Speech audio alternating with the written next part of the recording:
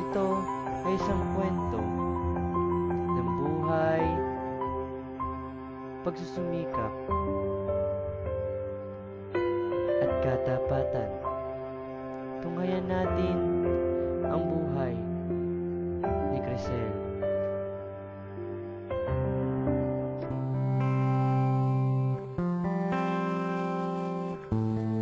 Ito nga pala si Crisel, ang bida ng ating kwento.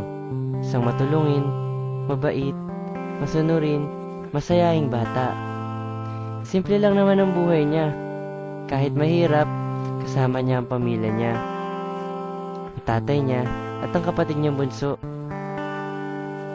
Ito yung buhay nila. Simple. Kahit mahirap sila, masaya sila.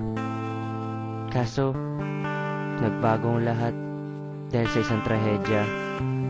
Silipin natin kung ano nga bang nangyari.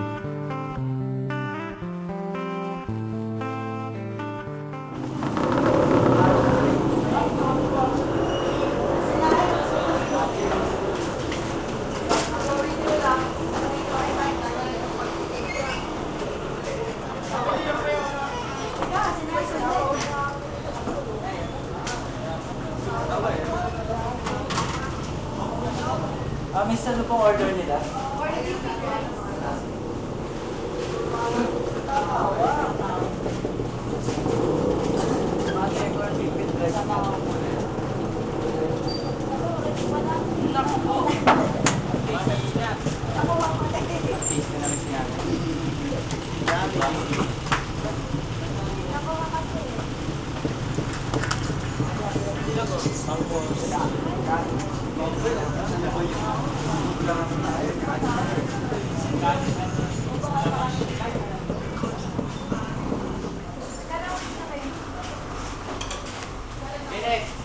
Sir. Ito na yung sweldo mo. Salamat po. Bukas ha. Sige, una na po ako. Sige. Salamat.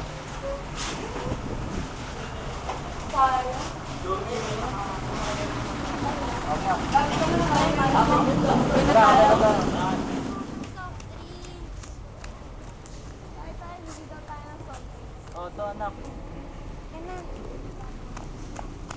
Ganito ang buhay nila. Masaya ang pamilya. Simple lang nga, no?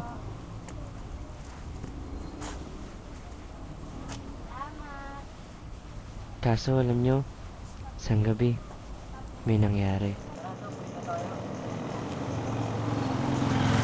Anak! Sa school.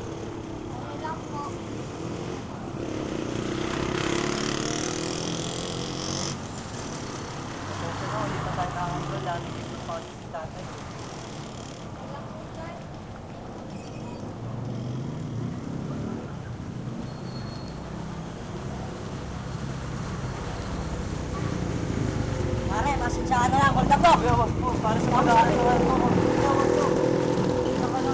Kahit ano mangyari.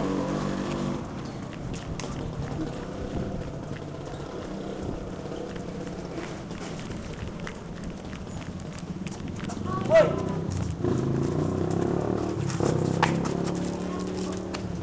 Hoy! Teka! Bawal yan ah. Hoy!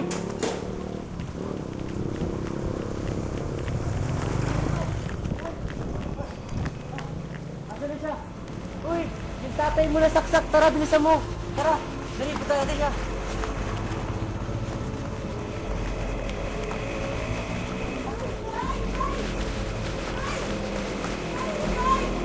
Teka lang! Ano nangyari? Tulungan natin siya! Bilisan mo, buhatin natin! Buhatin natin!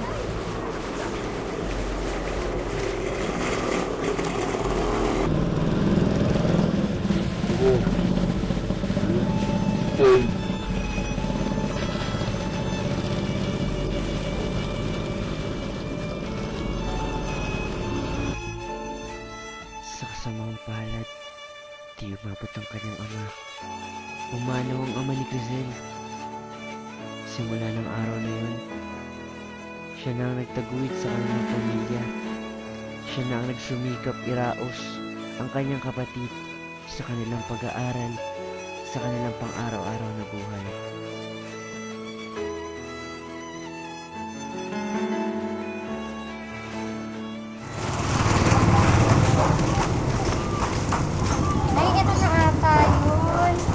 pa siya si Crisel at ang kanyang kapatid na pumunta sa kanilang tiyo at doon mamasukan. Oh, kasi, anong ginagawa niyo dito? Bakit? Alam mo naman pinangyari kay kita, di ba? Ha? Ganun ba? Sige, tuloy muna kayo. Pag-iisipan ko. Salamat.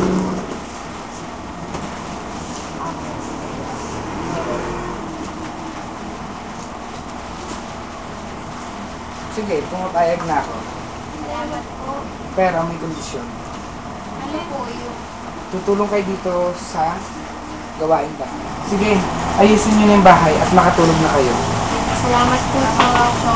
Ay, hindi ko pa pala nasabi kung saan pala kayo matutulog. Dito na lang kayo matutulog sa sala. Sige po, salamat. Sige, aakit na ako sa taas.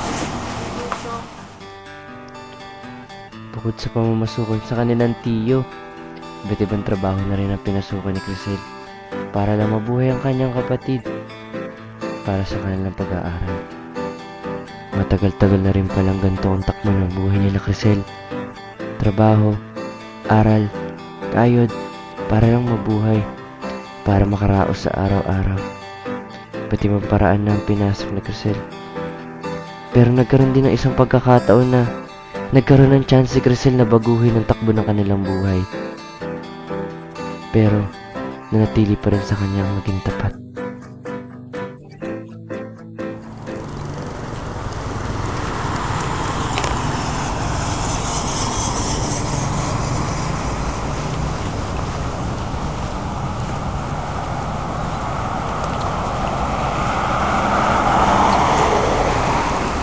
Di inaasahang pagkakataon, may isang babaeng nakalaglag ng kanyang wallet.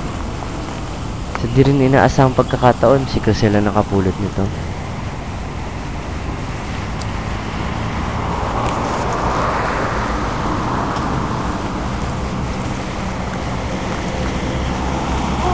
Wallet ko ah!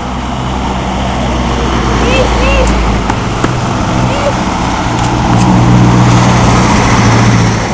Wow, ang daming pera.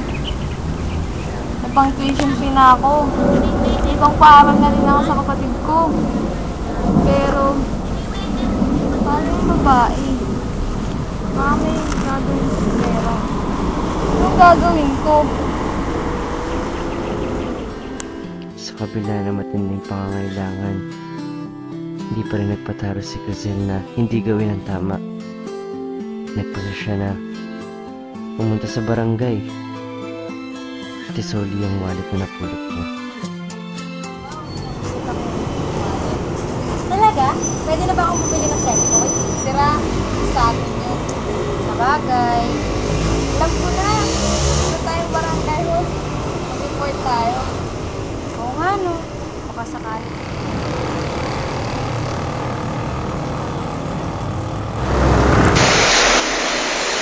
Nandito ka na pala.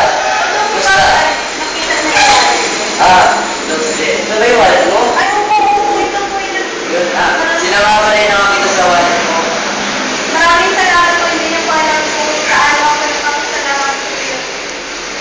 Walang ano po yun. Sabi nga nila, honesty is the best policy. Sige po, salamat po. Hindi hadlang ang kahirapan o anumang pagsubok sa buhay para isaalang-alang ang katapatan. Sana po ay may natutunan tayo sa kwento ng buhay ni Crisel. Asa na nga ba si Crisel ngayon? Balik na siya sa normal na buhay, tahimik, masaya, at nagsusumikap para maiahaw ng buhay mula sa kahirapan. Dito na nagtatapos ang kanyang kwento.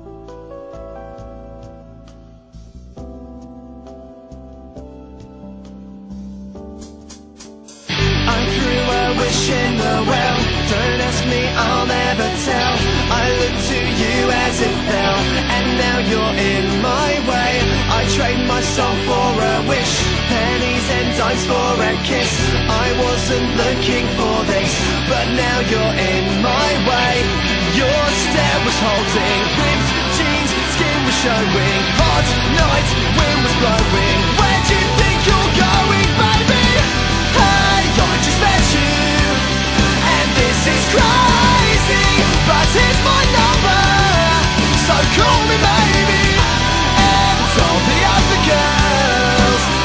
such a